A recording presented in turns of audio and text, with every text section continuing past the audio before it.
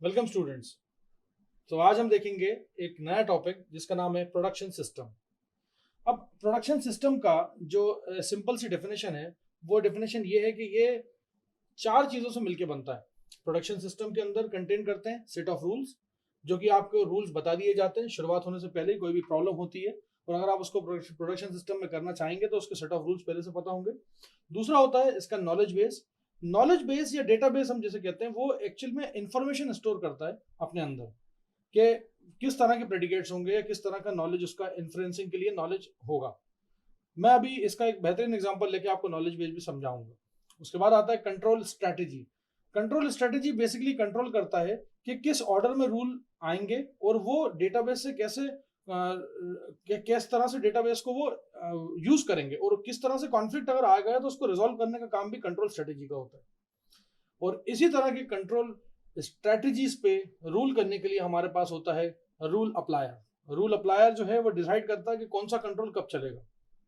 इसका सबसे बेहतर एग्जांपल है जो हमने प्रीवियस सेक्शंस में देखा है, वाटर जग प्रॉब्लम। अब वाटर जग प्रॉब्लम जो है, आपने देखा होगा कि मैंने एक 4 लीटर का जग यूज करा था और एक 3 लीटर का जग यूज करा था। दोनों की कैपेसिटी अलग अलग थी और इन दोनों की कैपेसिटी के साथ मैंने अलग अलग तरह के ऑपरेशंस परफॉर्म करे थे। और ये अलग अलग तरह के ऑपरेशंस परफॉर्म जब हुए थे तो मुझे जो फाइनल रिजल्टेंट था, मुझे 2 लीटर पानी नापना था उसके अंदर। मैंने प्रीवियस लेक्चर में बता दिया था, वो 2 लीटर पानी नप भी गया था। इसका मतलब ये कि यहाँ पे एक सेट ऑफ रूल के अंदर होता है इफ और देन। मतलब अगर आप सेट ऑफ रूल्स, अगर रूल की बात अगर करें तो मैं सिर्फ इतना जानता हूं कि अगर आप इफ में कोई कंडीशन लगाई है आपने, जैसे मान लीजिए सी इज इक्वल टू 0 लिखा तो ये चलेगा। अगर ये 0 नहीं हुआ तो देन वाला पार्ट चलेगा। ये होता है रूल। और रूल हमेशा क्या होते हैं कि रूल हमेशा यूनिडायरेक्शनल होते हैं, तकरीबन इस तरह के कि आपने ए के होने पर बी होगा, विच मीन्स कि happening of B is totally dependent on occurrence of A. पहले ए को ऑकर होना पड़ेगा। जैसे अगर आज मैं बोलूं कि आज वेंसडे है तो इसका मतलब ये है कि कल ट्यूसडे था। और ये भी एक तरह का रूल ही है, ये एक तरह का नियम ही है।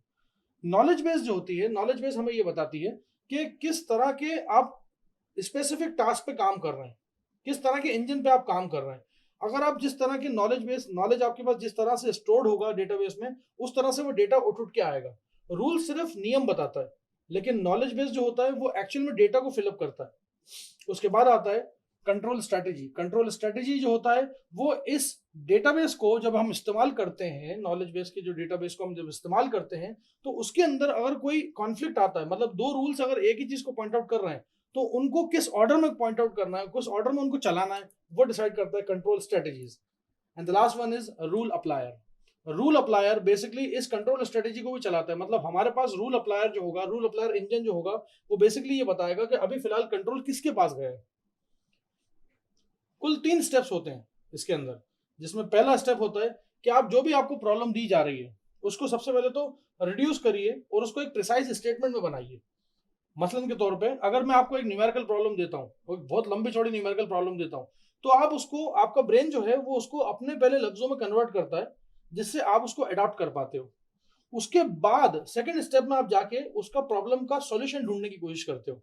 सेकंड स्टेप मेरा वही है, searching a path. Searching a path from where you can start with the beginning, with the initial state, और आप उसके गोल स्टेट तक पहुंच जाते हैं। और फाइनली जब आप उसको गोल स्टेट तक आप पहुंच पाते हैं, ये दोनों काम आप जब कर लेते हैं तो उसके बाद आप क्या करते हैं, सॉल्यूशन अप्लाई करते हैं। और उसके प्रोडक्शन सिस्टम में जैसा भी हमने देखा था, मैन वोल्फ गोट केबेज प्रॉब्लम या फिर मिशनरीज एंड कैनिबल प्रॉब्लम या फिर वाटर जग प्रॉब्लम, सब में हमने क्या किया, सबसे पहले आपको पढ़ाया था कि इस प्रॉब्लम को रिड्यूस कैसे करना है। जैसे कि फॉर एग्जांपल मैंने कल कुछ सिनोनिम ऐसे लिए थे, एब्रीविएशंस लिए थे कि 4L मतलब 4 लीटर का जग होगा। ये मैंने पूरा का पूरा लिखने के बजाय, मेरे पास पूरा स्टेटमेंट आया था लेकिन मैंने उसको क्या किया, 4L लिख दिया। विच मीन्स कि आपको भी समझ में आ रहा होगा कि मेरे लेफ्ट हैंड साइड में 4 लीटर का जग है और राइट हैंड साइड में 3 लीटर का जग है। ये हुआ पहला स्टेप जिसमें मैंने प्रॉब्लम को क्या करा, रिड्यूस करा प्रिसाइज फॉर्म में, जो कि मुझे और आपको बेहतर समझ में आए। उसके बाद मुझे मालूम था कि किस तरह से मैं इसके सॉल्यूशन तक जाऊंगा। मेरे दिमाग में उस टाइम पे ये गोल स्टेट सूझ रही थी, ये मुझे गोल स्टेट मालूम थी कि मुझे इस गोल स्टेट तक पहुंचना है। और उसके बाद फिर मैंने क्या किया था, उसके बाद जो भी मैंने चेंजेस करे और जो भी मैंने अपडेशंस करे और जो भी एक जग को दूसरे जग से भरा, वो मेरा एक्चुअल में तरीका था जो कि मैंने फॉलो करा, जिसको फॉलो करके मैं आंसर तक पहुंच गया। ये 3 स्टेप्स हमेशा प्रोडक्शन सिस्टम में अप्लाई होते हैं। इस प्रोडक्शन सिस्टम के फायदे क्या हैं? इस प्रोडक्शन सिस्टम के फायदे ये हैं कि आप कितने भी कॉम्प्लेक्स प्रॉब्लम हो, कितनी भी एआई की कॉम्प्लेक्स प्रॉब्लम हो, आप उसको स्ट्रक्चर में ले आते हो। अगर आप एक स्ट्रक्चर में नहीं लेके आएंगे तो वो काम नहीं करेगा। अगर आपने उसको स्ट्रक्चराइज नहीं करा तो वो सारी की सारी प्रॉब्लम्स इतनी डिफरेंट डिफरेंट तरह की होती हैं। प्लस एआई की जो खासतौर से खासियत है वो ये है कि वो रियल टाइम में प्रॉब्लम सॉल्व करता है। रियल टाइम में आप रोबोट को इंस्ट्रक्शन देते हो, रियल टाइम में रोबोट, अब आपने रोबोट को जैसे इंस्ट्रक्शन दिया फॉर एग्जांपल, आपने अपनी लोकल लैंग्वेज में दिया। अब ऐसा तो है नहीं, रोबोट अगर मान लीजिए आपने कोई ऐसी कंपनी से खरीदा जो जापान की है, तो अब जापानीज तो आप सीखोगे नहीं। ये चाइना की है तो चाइना में मैंड्रिन तो सीखोगे नहीं। इसलिए आप क्या करते हो कि जो रोबोट आप लेके आते हो, जो उसकी ट्रेनिंग आप करते हो, वो आपकी लैंग्वेज जो हो, जिस लैंग्वेज में आप बात करते हो, उसको उस लैंग्वेज में इंस्ट्रक्शन दोगे तो काम बनेगा। तो इसके लिए एक स्ट्रक्चर होना बेहद जरूरी है, जिससे वो रोबोट भी आपके इंस्ट्रक्शन को समझ पाए। तो ये तो मैंने एक रोबोट का एग्जांपल दिया, बट और भी बहुत सारे सिनारियोज होते हैं। जैसे फॉर एग्जांपल मैं एक ऑटोमेटिक वॉशिंग मशीन की बात करूं। अब एक ऑटोमेटिक वॉशिंग मशीन के अंदर एक सेंसर नेटवर्क होता है। वो सेंसर नेटवर्क क्या करता है कि पानी को एनालाइज करता है कि पानी जिस तरह से उसके अंदर डाला और उसके अंदर जिस तरह से डिटर्जेंट डाला, तो उसकी विस्कोसिटी को देखता है वो, उसकी चिकनाहट को देखता है वो, और अंदाजा लगा लेता है कि अभी पानी अगर थोड़ा सा ऐसा है कि जो कि चिकना है, तो वो इसका मतलब ये कि अभी कपड़ा धुला नहीं है। लेकिन जैसे ही वो कपड़ा धुल जाता है तो वो सेंसर नेटवर्क ये भी एनालाइज कर लेता है कि हाँ, अब पानी जो है उसकी चिकनाहट थोड़ी कम हो गई, विच मीन उसके अंदर डर्ट शामिल हो गई है। तभी वो 5 मिनट या 10 मिनट के अंदर आपके कपड़े को जितना भी मैला होता है उस हिसाब से, स्मार्ट मशीन जो होती हैं, वो आप उसमें सिर्फ कपड़ा डालिए, जितना अगर ज्यादा मैला होगा तो वो 20-25 मिनट तक धोएगा। लेकिन अगर कोई कपड़ा है जिसको ज्यादा मैला नहीं है, उसको आप डालेंगे तो वो 5 मिनट में उसको बाहर कर देता है। तो ये एक बहुत अच्छा तरीका होता है। ये एआई बेस्ड प्रॉब्लम ही कर सकती है। क्लासिकल तरीका तो क्या था कि आप हाथ से धोइए कपड़े, या फिर क्या करिए कि एक सेमी ऑटोमेटिक वॉशिंग मशीन में कपड़े डालिए, टाइमर सेट करिए और चले जाइए। 2-3 बार उसकी चाबी घुमाइए, 2-3 बार उसकी टाइमर बजर बजेगा, आप समझ जाओगे अंदाजन, क्योंकि आप देख लोगे कि हाँ यार पानी गंदा हो गया, आप उसको उठा के कपड़े को ड्रायर में डाल दोगे। बट हम क्या चाहते हैं कि हम तो सिर्फ कपड़ा पटके, और कपड़े की जिस तरह से कलर है, जिस तरह से उसका फैब्रिक है, जिस तरह से उसके अंदर डर्ट है, उस तरह से ऑटोमेटिकली वो उसको वॉश करे और हमें एक प्रॉपर टाइम पे उसको वापस दे दे वो कपड़े को। दूसरी सबसे बड़ा एडवांटेज होता है कि ये फ्लेक्सिबल होते हैं। मैं आज एक कोई इंटेलिजेंट सिस्टम बनाता हूं, मैं आज एक कोई इंटेलिजेंट डिवाइस बनाता हूं, जरूरी नहीं कि वो डिवाइस मैंने बना दी अब यहाँ पे सब खेल खत्म है। आप उसके अंदर मॉड्यूलैरिटी, फ्लेक्सिबिलिटी अप्लाई कर सकते हो, उसके अंदर नए रूल्स इन्वेंट कर सकते करके डाल सकते हो, उसके रूल बेस में उसके नॉलेज बेस को आप बढ़ा सकते हो।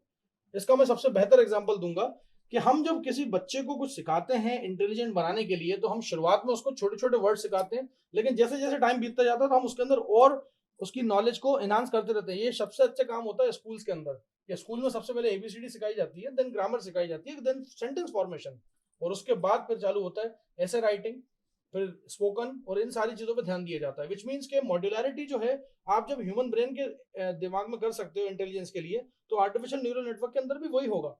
एआई के अंदर भी आप प्रॉब्लम्स को स्टार्ट करेंगे और करने के बाद फिर धीरे धीरे धीरे धीरे धीरे धीरे धीरे धीरे उन प्रॉब्लम्स को आगे मॉड्यूलेट करते जाते हो, फ्लेक्सिबिलिटी उसके अंदर मौजूद रहती है।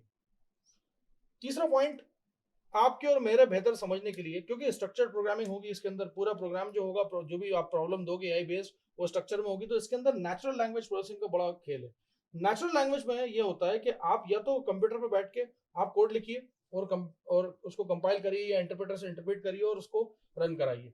जब आप करा लोगे, जब आपका सिस्टम डिजाइन हो जाएगा, वो सिस्टम आप किस लिए डिजाइन कर रहे हो? लेमैन के लिए, वो ऐसा बंदा जिसको ना पाइथन आती है ना कोई प्रोग्रामिंग स्किल्स है उसके पास। अब उसको आराम से, अगर उसको उसको जो जो भी आपने मान लीजिए आपने आपने सिस्टम बनाया, उसके अंदर रूल 3 लिख दी, रूल 1, रूल 2 और रूल 3, ये आपको तो चलाना आता है, लेकिन उसको भी ये तीनों चलाने आने चाहिए, जिससे कि वो अपने ऑपरेशंस को परफॉर्म कराए, जिससे कि वो एक फाइनल रिजल्टेंट तक पहुंच पाए। तो हमेशा जितने भी रूल्स होते हैं वो सारे नेचुरल लैंग्वेज में लिखे जाते हैं, नेचुरल लैंग्वेज में लिखे जाते हैं, जिसके अंदर फिर नेचुरल लैंग्वेज प्रोसेसर होता है, और फिर नेचुरल लैंग्वेज प्रोसेसर क्या करता है ये हम अगली वीडियोस में देखेंगे। एंड वो इसलिए करा जाता है बिकॉज हम चाहते हैं कि हमारी जो सिस्टम बने, हमारा जो सिस्टम तैयार हो, जो कि एआई बेस्ड मॉडल पे है, वो चीजों को समझे और अपनी प्रॉब्लम्स के सॉल्यूशन तक जाए, जैसे कि एक नॉर्मल ह्यूमन ब्रेन जाता है, वैसे ही वो भी जाए। और it will take another time. जैसे मान लीजिए मैं अगर एक बात करूं, एक नॉर्मल सा एक स्ट्रक्चर बताऊं कि साहब एआई की एज क्या होती है, तो वैसे तो खैर जो हमें दिमाग हमारे भगवान ने दिया है, वो ऊपर वाले ने जो दिया है, वो तो खैर उसका तो कोई तोड़ ही नहीं है। लेकिन एक सुपर कंप्यूटर की अगर आप बात करें, अगर सुपर कंप्यूटर भी है अगर, जिसकी प्रोसेसिंग बहुत हाई स्पीड होती है, तो वो भी 3 साल के बच्चे से कम उम्र का ही होता है। विच मीन्स कि आप सोचिए कि आप अपने दिमाग का कितना कम पोटेंशियल अभी यूज कर रहे हैं। एक 3 साल का बच्चा जो सुपर कंप्यूटर को हरा रहा है, तो हम ये कैसे कह सकते हैं कि एक चेस के अंदर एक कंप्यूटर हमें हरा देगा। वो जो चेस का जो वो है गेम है, उसको आप कंप्यूटर के साथ जब आप खेलेंगे, एआई बेस्ड होगा अगर वो, तो वो आपकी मूव्स के साथ साथ अगली चालें साथ सोच के रखता है और अगले मूव्स को लेना चालू करता है और आपको हरा देता है। इसका मतलब ये है कि हम लोग ने न्यूरॉन्स को पूरा इस्तेमाल नहीं कर रहे, वो अपने पूरे न्यूरल नेटवर्क को इस्तेमाल कर रहा है। तो इंटेलिजेंस और आर्टिफिशियल इंटेलिजेंस में जो फर्क मैं लास्ट लेक्चर्स में बता रहा था वो यही है कि आपका एआई बेस्ड प्रॉब्लम को सॉल्व करने के लिए स्ट्रक्चर, मॉड्यूलैरिटी, उनके रूल्स नेचुरल लैंग्वेज में लिखे जाते हैं फॉर बेटर अंडरस्टैंडिंग। ये था प्रोडक्शन सिस्टम जिसके मैंने कुछ एडवांटेजेस बताए। Thank you so much.